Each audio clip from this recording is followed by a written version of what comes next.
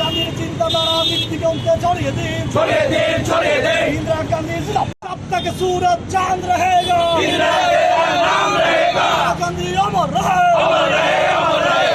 Photo सरानो হলো কেন? নরেন্দ্র মোদী জবাব চাই, জবাব দাও, জবাব চাই, জবাব দাও। পাকিস্তান পরাজয়ের স্মৃতি স্মরণ হোক, বন্দে মাতরম। বীর শহীদদের অপমান করা হলো কেন? নরেন্দ্র মোদী জবাব চাই, জবাব দাও।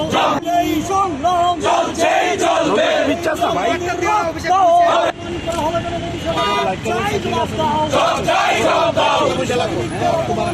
যে 16ই ডিসেম্বর যে মহাবিজয় দিবস, আমরা এই দিনটাকে পালন করি কারণ এই দিনের প্রচণ্ডভাবে একটি মহত্ব আছে। এই দিনেই ইন্দিরা গান্ধীজির নেতৃত্বে এবং ইন্ডিয়ান আর্মি বাংলাদেশকে পাকিস্তানের থেকে স্বাধীনতা দিয়েছিল এবং আমরা জানি যে সেই দিন ইন্ডিয়ান আর্মি, এই যে ফটোটার মধ্যে আপনি দেখছেন, ইন্ডিয়ান আর্মির জেনারেল পাকিস্তানের জেনারেল থেকে সেদিন সারেন্ডার লেটার নিয়েছিল। কিন্তু আমরা দেখেছি যে কালকে ইন্ডিয়ান আর্মির হেডকোয়ার্টার্স থেকে আপনারা দেখতে পারবেন যে ইন্ডিয়ান আর্মির হেডকোয়ার্টারে এই ফটোটা যে ছিল, যেটা আমাদের ভারতবর্ষের ইতিহাস, যেটা আমাদের ইন্ডিয়ান আর্মির ইতিহাস, প্রচুর শহীদের রক্তে এই ফটোটাকে তারা সরিয়ে দেওয়ার একটি ষড়যন্ত্র।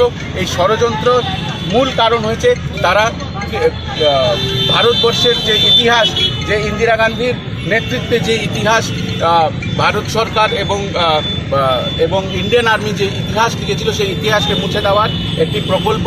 আমরা এই ন্যাক্কারজনক কাজের ধিক্কার জানাই এবং আমরা অতি সত্বর যাতে ইন্ডিয়ান আর্মির হেডকোয়ার্টার্সে সেই পুরনো ফটো, যেখানে ইন্ডিয়ান আর্মির আন্ডারে পাকিস্তানের জেনারেল সারেন্ডার করছে, এই ফটোটা যাতে আবার সেই জায়গাতে পুনঃস্থাপন করে দেওয়া হয়, এই দাবিতে আমরা আজকে ত্রিপুরা প্রদেশ যুব কংগ্রেস এখানে আসছি এবং এই কাজের ধিক্কার আমরা জানাই এবং এই ভারতীয় জনতা পার্টির যে ষড়যন্ত্রে আস্তে আস্তে তারা এই ভারতবর্ষের প্রত্যেকটি ইতিহাসকে মুছে দেওয়ার একটি প্রকল্প এবং একটি কালো নকশা এবং নীল নকশা আঁকছে, সেই নকশার বিরুদ্ধে আজকে ত্রিপুরা প্রদেশ যুব কংগ্রেস এখানে আন্দোলন করছে।